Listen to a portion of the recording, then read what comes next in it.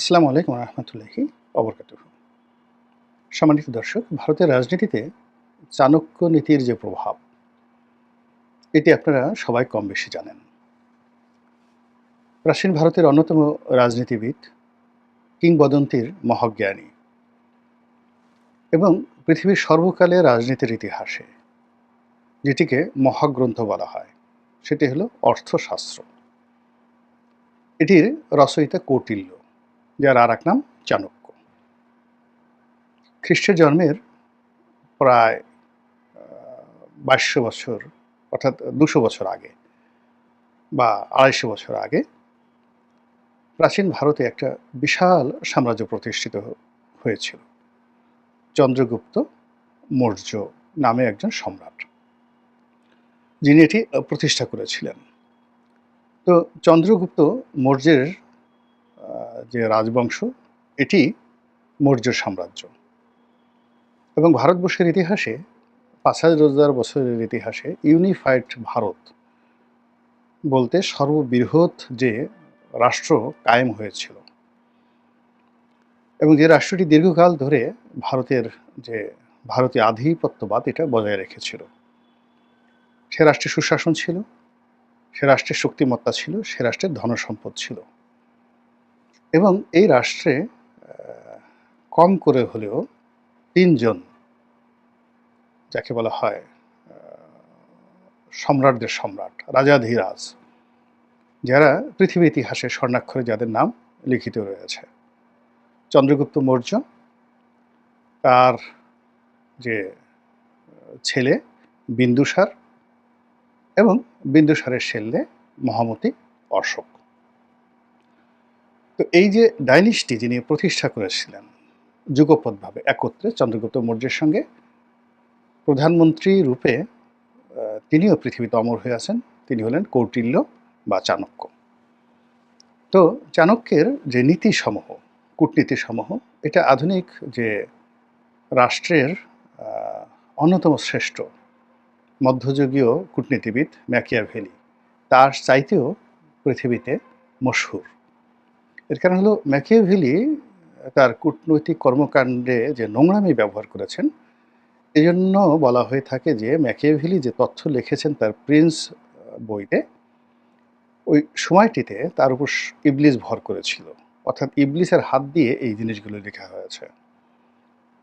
কিন্তু অন্যদিকে কৌটিল্য বা চাণক্য যেটা লিখে গিয়েছেন, অর্থনীতি, রাজনীতি, কূটনীতি, পুরো বিষয়টি ব্যাপক করে, ওটা পৃথিবীর ইতিহাসের সবচেয়ে বাস্তব একটি বই, যেটি তিনি হাতে কলমে প্রতিষ্ঠা করে গিয়েছিলেন সব কিছু। তো সেই যে কৌটিল্যের যে নিয়ম, কৌটিল্য নীতি, চাণক্য নীতি, এটিকে বংশ পরম্পরায় ভারতের সকল রাজনীতিবিদরা সেই গত ২,০০০ বছর ধরে অনুসরণ করে আসছে। এমনকি মুঘলরাও সেটা কিন্তু অনুসরণ করত। ১। ২ নম্বর হলো যে এখন যে নরেন্দ্র মোদীর বিজেপি সরকার, তারা একটা চক্র ব্যবহার করে, অশোক চক্র। সেই অশোকের জমানাতে যে মানচিত্র ছিল ভারতের, তারা মনে করে ওই মানচিত্রটি তারা আবার প্রতিষ্ঠা করবে। বাংলা, বিহার, উড়িষ্যার, পাকিস্তান, আফগানিস্তান, এই পুরো অঞ্চল তাদের অধীন ছিল। শুধুমাত্র সম্রাট আওরঙ্গজেবের জমানাতে ওই যে অশোক চক্রটি, ওটি প্রতিষ্ঠা পেয়েছিল। জাহাঙ্গীরের আমলে বা অন্য কোনো আমলে নয়। আওরঙ্গজেব এটা প্রথম একেবারে দাক্ষিণাত্য থেকে শুরু করে আফগানিস্তান থেকে শুরু করে একদম বাংলাদেশ, বাংলাদেশ থেকে শুরু করে উড়িষ্যা, বিহার, সব জায়গাতে দিল্লির আধিপত্য তিনি একছত্রভাবে প্রতিষ্ঠা করেছিলেন। একেবারে হুবহু অনুরূপভাবে চন্দ্রগুপ্ত মৌর্য করেছিলেন। তো ২ বার ভারতের মানচিত্র সমান পর্যায়ে এসেছিল। এমনকি ব্রিটিশরাও সেটা করতে পারেনি তাদের ২০০ বছরের ইতিহাসে, যেটি আওরঙ্গজেব করেছিলেন, যেটি চন্দ্রগুপ্ত মৌর্য করেছিলেন। তো যেহেতু আওরঙ্গজেব মুসলিম, ফলে আওরঙ্গজেবের যে লিগেসিটা, এটা ভারত গ্রহণ। ভারত আওয়ামী লীগ, জামাত ও বিএনপিকে নিয়ে গুরুত্বপূর্ণ তথ্য দিল গোলাম মাওলা রনি। ওর যে চক্র, সেটা তারা পছন্দ করে। দ্বিতীয়ত তাদের যে দেবতা, সেই দেবতা হলো শিব, অন্যতম দেবতা, যাকে বলা হয় লর্ড অব দ্য লর্ড, দেবতাদের দেবতা। তো সেই শিবের যে চিহ্ন, তিনি সবসময় একটা ত্রিশূল, আমরা যেটাকে ওই যে ঢাল কাত্রা বলি ওইরকম ৩টি ফলা বিশিষ্ট একটি যাকে বলা হয় অস্ত্র, ত্রিশূল। এবং প্রাচীন ভারতে এই ত্রিশূলের মতো এরকম ভয়াবহ অস্ত্র ছিল না। এটা যদি কাউকে বিদ্ধ করতো, তার আর বাঁচার কোনো সম্ভাবনা ছিল না। তো গড, হিন্দুদের যে গড, তিনি বিধাতা, তিনি বর দেন, কিন্তু আবার যখন অভিশাপ দেন তখন ত্রিশূল দ্বারা বিদ্ধ করা হয়। তো কাজী ভারতের যে রাজনীতি, সেই রাজনীতিতে তারা একই সঙ্গে ত্রিশূল, একই সঙ্গে অশোক চক্র এবং একই সঙ্গে কৌটিল্য নীতি, এই ৩টি সমন্বয় তারা করার চেষ্টা করেছেন বিভিন্ন হিন্দু রাজারা। আর বিজেপি আমলে এসছে মাস্টার প্ল্যান, এটাই তাদের যাকে বলা হয় লক্ষ্য, অভীষ্ট লক্ষ্য। এবং সেই লক্ষ্যে পৌঁছানোর জন্য তারা ব্যাপক প্রস্তুতি নিয়ে কিন্তু এগোচ্ছে। তো কাজেই যদি কোথাও ত্রিশূল প্রয়োগ করতে হয়, অর্থাৎ বোমাবাজি করতে হয়, অস্ত্রবাজি করতে হয়, দখল করতে হয়, আধুনিক বিধি ব্যবস্থার অধীন যুদ্ধ করতে হয়, সাবমেরিন নিয়ে আসতে হয়, বিমান হামলা করতে হয়, তারা সেই ত্রিশূল সেই কাজ করবে। আবার এই পর্যায়ে, যুদ্ধের পর্যায়ে নিয়ে যাওয়ার জন্য যে কূটনীতি দরকার, সে চাণক্য নীতি তারা গ্রহণ করবে এবং পরবর্তীতে এটিকে অধিভুক্ত করার জন্য তারা যে অশোক চক্র, সেই অশোক চক্রের নীতি প্রয়োগ করবে। তো বাংলাদেশের উপর এই রাহু গ্রাস 1950 সন থেকেই, নেহরুর জমানা থেকেই চলে আসছে। এটা বাড়তে বাড়তে বাড়তে বাড়তে এখন একেবারে এমন পর্যায়ে চলে আসছে যে চারদিক থেকে আমাদেরকে ঘিরে ধরেছে।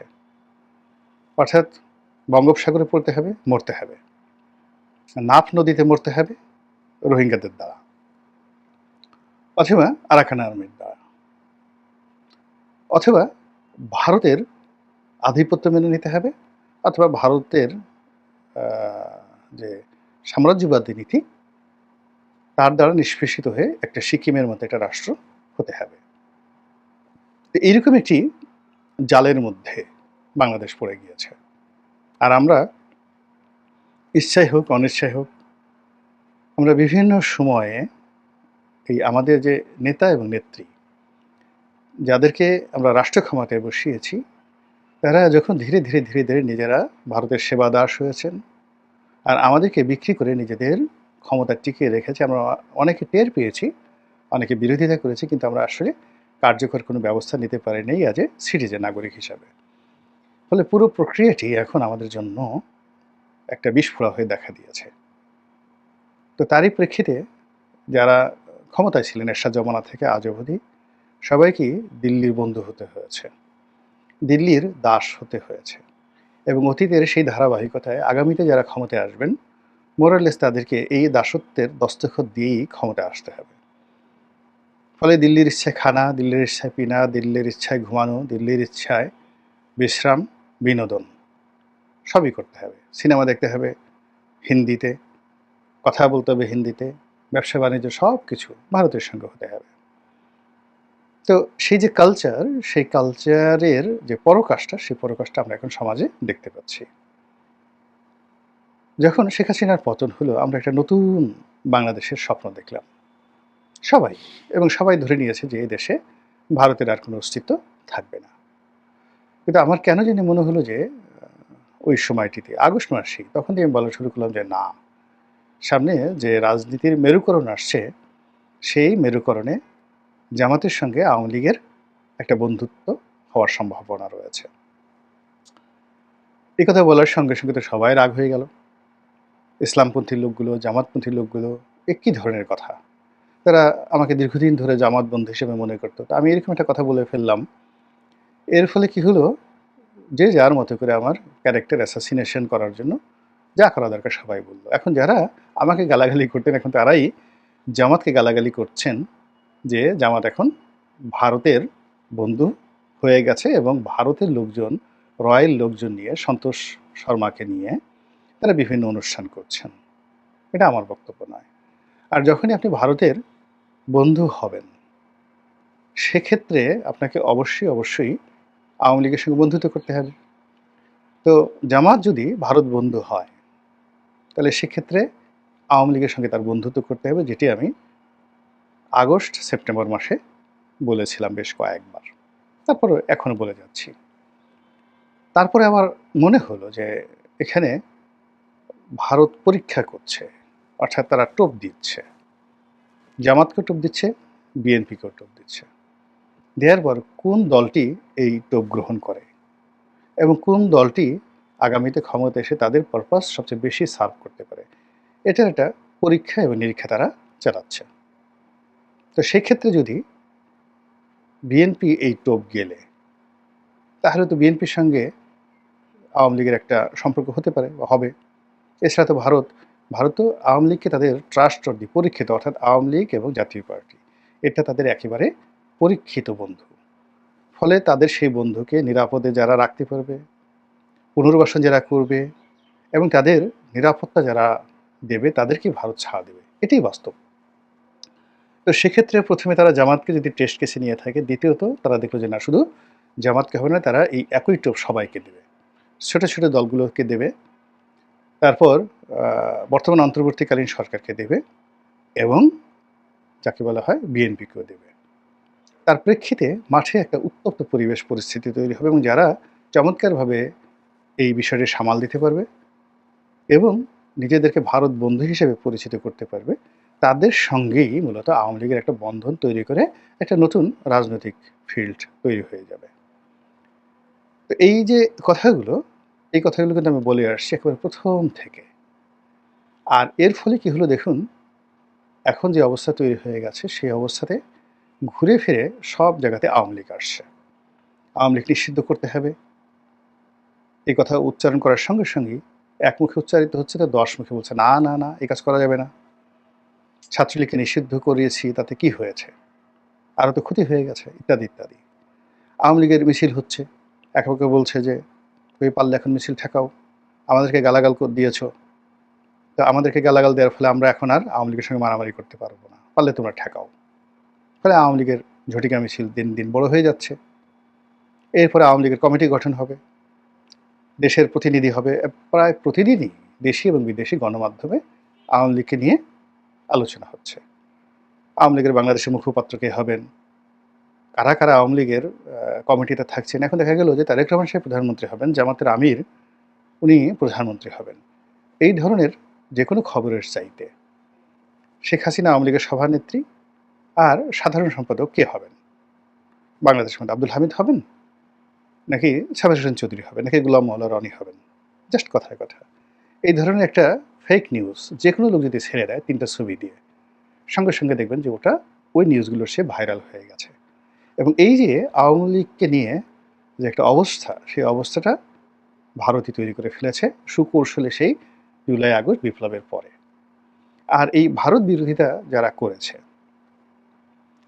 তাদেরকে জলে স্থলে অন্তরিক্ষে সর্বনাশ করার জন্য যে মাস্টার প্ল্যান ভারত করেছে, সেটাও বাস্তবায়ন হয়ে গেছে। ফলে দেখুন, জুলাই আগস্ট বিপ্লবের বেশিরভাগ নেতারা হতদমিত, ফ্রাস্ট্রেটেড, অবসাদগ্রস্ত, একটা অংশ দুর্নীতিগ্রস্ত, একটা অংশ বিক্ষুব্ধ, আরেকটি অংশ নিন্দিত। জনগণ তাদেরকে নিন্দা জানাচ্ছে আর ঘৃণা করছে, তাদের মধ্যে ভাঙ্গন দেখা দিয়েছে।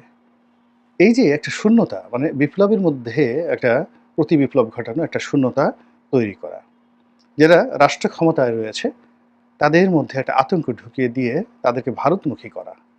ফলে কি হচ্ছে, অনেক গুপ্ত বিষয় দিয়ে আমাদের সামনে চলে আসছে। এখন যারা সারা জীবন ভারত বিরোধী মনোভাব পোষণ করেছেন এই উপদেষ্টাদের মধ্যে, তাদের অনেককে এখন ভারতের বন্ধু হিসেবে আখ্যা দেওয়া হচ্ছে। এটা রয়ের একটা সুনির্দিষ্ট মাস্টার প্ল্যান এবং সেই মাস্টার প্ল্যানে তারা সফল হয়ে গেছেন। ফলে এখন কোনো উপদেষ্টা যদি ভারত বিরোধী, যাকে বলা হয়, কোনো স্ট্যাটাস দেন, কোনো কথা বলেন, মুহূর্তের মধ্যে তার জীবন তামা হয়ে যাচ্ছে, তাকে আর কেউ আগের মতো খাচ্ছে না। তো এর ফলে কি হলো, বাংলাদেশের রাজনীতিতে ওই যে বলছিলাম যে ভারতের যে শিব চক্রের ত্রিশূল, শিবের ত্রিশূল, অশোক চক্রের সেই চক্র এবং চাণক্য নীতির যে প্রবল কূটনীতি, এটার প্রভাবে বাংলাদেশে 3টি বলয় তৈরি হয়ে গেছে। Jamaat, Awami League, Bharat, BNP, Awami League, Bharat, doctor Yunus, Awami League, NCP. এইভাবে ৩টি টোপ ফেলা হয়েছে। আর এখন এই ৩টি গ্রুপই পরস্পরের বিরুদ্ধে লড়াই করছে, সংগ্রাম করছে, কূটনৈতিক যুদ্ধ করছে এবং নিজেদের অবস্থা প্রতিষ্ঠিত করার জন্য তারা চেষ্টা করছে। এই পরিণতি কোথায় গিয়ে ঠেকে এবং শেষ পরিণতি কী হয় সেটি এখন দেখার বিষয়। মহান আল্লাহ আমাদের সবাইকে হেদায়েত দান করুন এবং হেফাজত করুন। আসসালামু আলাইকুম ওয়া রাহমাতুল্লাহি ওয়া বারাকাতুহু।